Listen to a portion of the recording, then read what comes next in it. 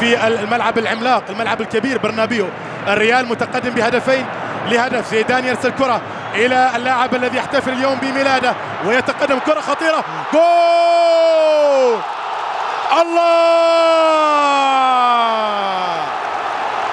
اليوم عودة الكبار، اليوم عودة الكبار.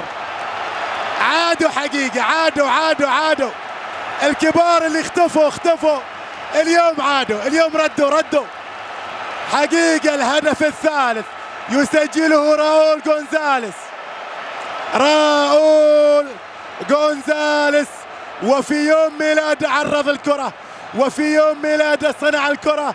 وراؤول غونزاليس أيضا اللي اختفى حقيقة فترة طويلة. اليوم عودة المختفين. وين كانوا